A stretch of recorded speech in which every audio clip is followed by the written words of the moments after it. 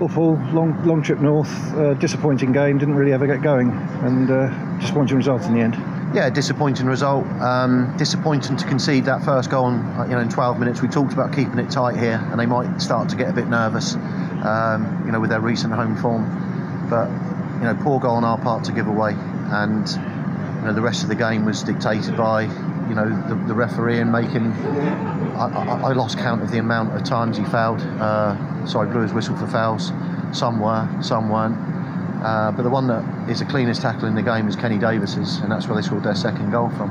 Both benches perplexed. I reckon our 60-odd supporters here would have been equally perplexed by what they saw on the pitch.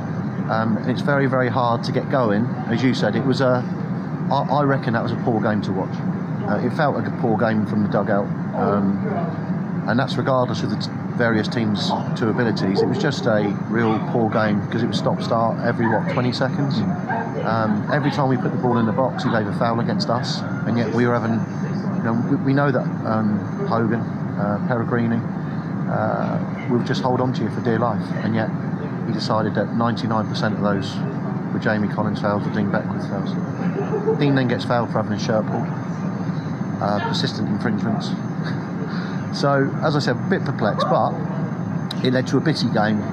It wasn't a particularly good game to watch, but we commit the cardinal sin of conceding too early.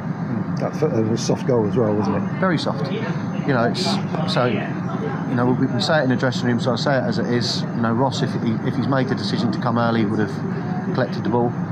He's come, he stopped, he then went again, and that was fatal. And it was an easy goal, easy clip over him, and you're 1-0 down, playing on a pitch which, I didn't realise how poor this pitch was. It's a slope on it very similar to Whitehawk, as bad as Whitehawk, and as I said, it's very, very bumpy. So that surprised us actually when we got here. We didn't realise how big the slope was, and we didn't realise how poor the pitch was going to be. And I've got to say they played those conditions well enough. But first half they didn't have a shot on goal.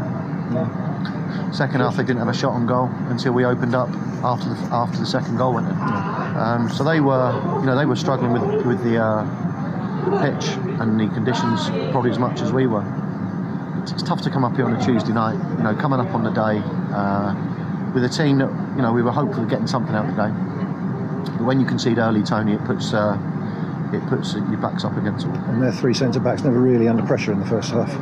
Well, I watched their game against Ebbsfleet, and I'll make a point now that their manager has got rid of all their high earners that were playing early on, and he's gone with a big, solid team. If you look at their team, their 11 today, most of it were what I would call proper non-league players. The three centre-halves head it and kick it a country mile.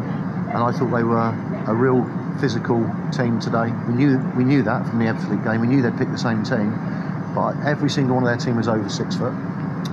Every one of them was athletic, and I've got to say that their manager got it right today and he got it right last Saturday by playing a team that's going to fight for their lives for him.